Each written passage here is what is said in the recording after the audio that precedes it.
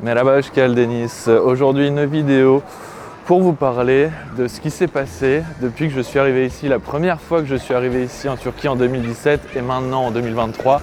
Les grosses différences, les gros changements qu'il y a eu dans ce pays. On en parle maintenant parce qu'il y en a eu vraiment énormément, il y en a eu vraiment trop, il y en a tellement. Donc comme je vous disais, la première fois que j'étais venu donc en Turquie, c'était en 2017. Le prix de l'avion, je me souviens, j'étais allé à Izmir. En plein été, j'avais pris mon billet d'avion pour août. Je l'avais pris en juin ou juillet, donc un mois ou deux avant, je l'avais payé 80 €. Bon, l'aller, pas l'aller-retour, juste l'aller, 75 € ou 80 €. Paris, Izmir. Et le retour, c'était pas plus cher. Aux alentours, j'avais dû payer aux alentours de 130-140 € pour la totalité. C'était vraiment ridicule. Maintenant, vous avez qu'à voir maintenant les prix des billets d'avion, c'est de la folie. Même si on s'y prend 6 mois à l'avance. Pour Istanbul-Paris, par exemple, c'est minimum 200 € je crois. Izmir, ça doit être à peu près la même chose.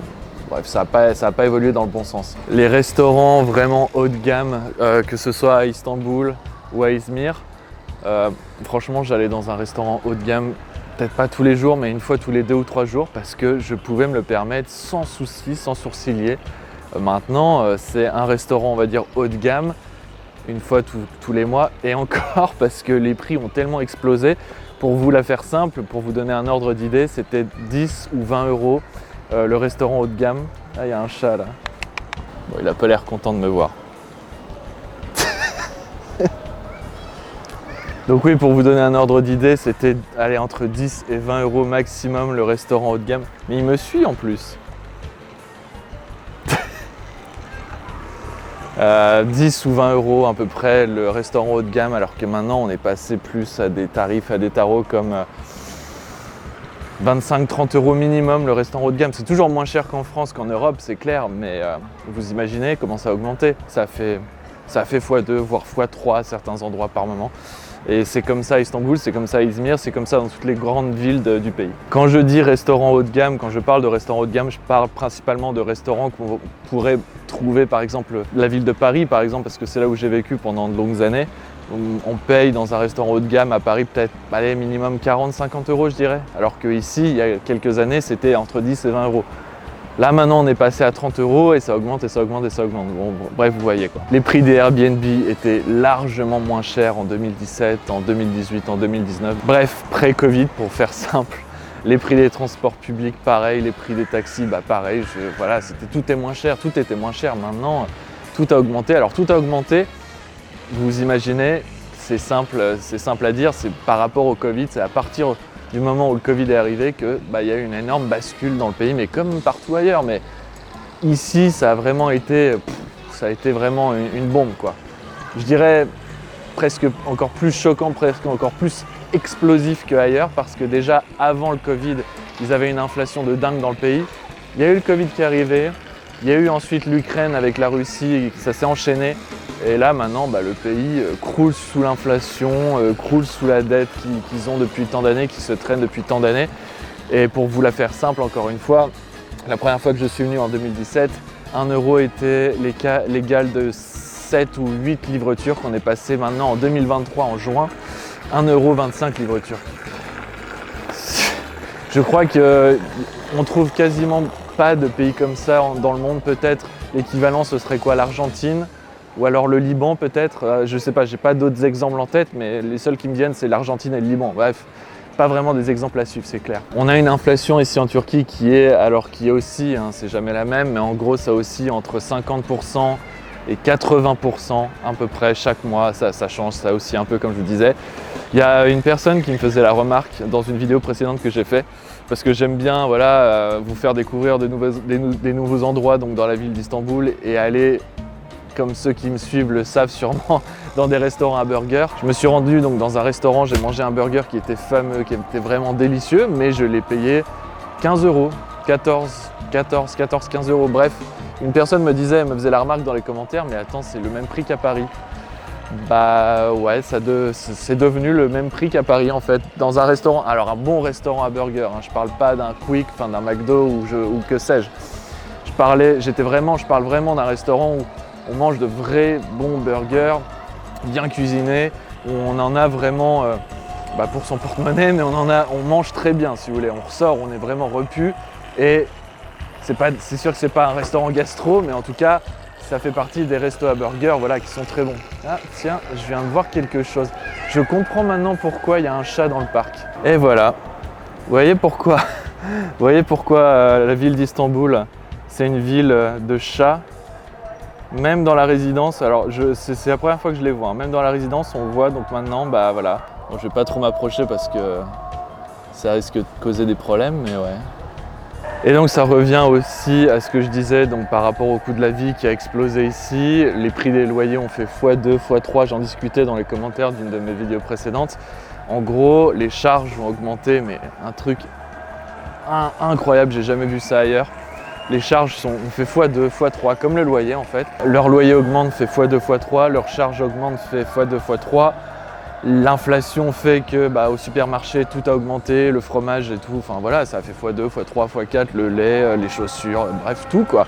Sans compter aussi, les gens ne le savent pas ou l'oublient parfois, mais on est en Turquie et il y a des taxes qui sont supplémentaires sur les produits par exemple style Apple, style des produits style américain, Nike ou alors Adidas, bref des marques de fringues ou alors de la nouvelle technologie, pour les téléphones et compagnie. Il y a des taxes qui sont supplémentaires qu'on n'a pas forcément en Europe ou qu'on a à moindre coût, on va dire. Ici, c'est encore au-dessus, c'est encore plus cher qu'en Europe. Une chose aussi qui a changé depuis 2017, c'est que j'avais l'habitude de venir quand même assez souvent ici à partir de 2017. Et en fait, en 2017, quand je venais ici à Istanbul, c'était...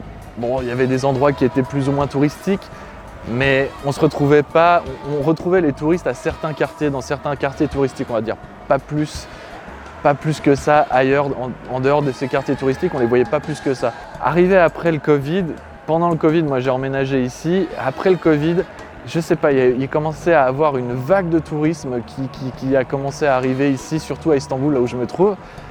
Pas forcément des touristes d'ailleurs qui restent ici que quelques jours, mais vraiment des touristes qui restent ici, qui emménagent un peu comme moi et qui restent 1 an, 2 ans, 3 ans.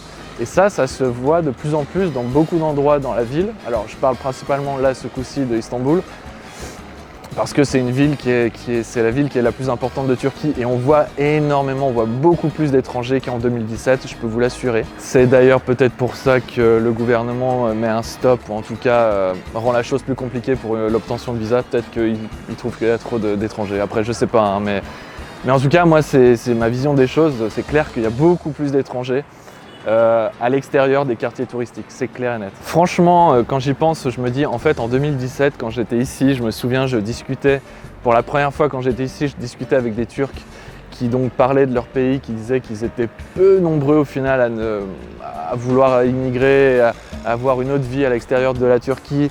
Ils étaient quasiment tous unanimes à dire qu'ils préféreraient en fait rester, vivre ici en Turquie, fonder une famille, faire leur vie ici toute leur vie, etc. On est en 2023 là, franchement en 2023 je dirais maintenant il y a quasiment, il y a 4 Turcs sur 5 qui aimeraient quitter le pays pour aller principalement en Europe. Mais alors le truc c'est qu'ils ont une vision qui est complètement utopique en fait de l'Europe, de la France, de l'Allemagne, de la Grande-Bretagne, bref, même pas que ça, même des États-Unis je trouve. Alors c'est sûr que c'est quand même légèrement mieux que la Turquie sur certains points, c'est sûr, hein, rien qu'économiquement, je pense qu'on galère quand même un peu moins en Europe qu'en Turquie, malgré tous les gens qui se plaignent en France, je vous assure. Mais au-delà de ça, je sais que quand tu arrives dans un nouveau pays et que tu as vécu, que tu es né par exemple en France, moi je suis né en France et je vis en Turquie, comme un Turc qui est né en Turquie qui va vivre en France, il va être confronté à tellement de choses. Alors c'est sûr qu'économiquement, il se mettra potentiellement mieux, mais il ne voit pas tout le reste, il ne voit pas l'envers du décor, il ne voit pas ce que c'est que de se faire des amis, déjà dans un premier temps, d'apprendre une nouvelle langue s'il ne connaît pas, par exemple, s'il est turc et qu'il ne connaît pas le français, ou je sais pas, moi en Allemagne, il ne connaît pas l'allemand. Voilà, et tous les trucs, tous les aléas du quotidien, payer ci, payer ça, les factures et compagnie. Il ne se rend pas compte à quel point en fait ça peut être compliqué. Déjà que c'est compliqué, je trouve, quand tu es un Français, que tu vis en France et que tu dois gérer tous ces trucs-là. Enfin, c'est pas compliqué, mais c'est chiant. Et tu es Français, tu parles la langue française. Et des fois, tu galères à payer, à joindre des services, à te faire comprendre, à communiquer, parce qu'il y a les gens forcément en face de toi, des fois ils sont pas forcément patients ou tolérants, ou ils veulent pas te rendre service, ou ils veulent pas t'expliquer. Alors imagine quand tu es étranger, et que tu parles pas forcément très bien la langue, ça devient 2 ou 3 fois plus compliqué. Donc ça, ils se l'imaginent pas en fait. Bah, il faudrait qu'ils se l'imaginent. Bref, c'était une vidéo voilà, pour vous expliquer, on va dire, les différences que je vois en 6 années ici. Alors, je vis ici depuis 3 ans, mais comme je vous disais, je viens ici depuis 2017. Je vous assure qu'il y a quand même eu énormément de changements. Pas que en bien, malheureusement. Je vous laisse vous abonner comme d'habitude, liker, partager. Quand vous vous abonnez, activez la cloche, comme ça vous recevrez toutes les notifications de cette chaîne YouTube. 2 vidéos par semaine comme d'habitude et je vous laisse. Allez, à la prochaine. Gulé, gulé.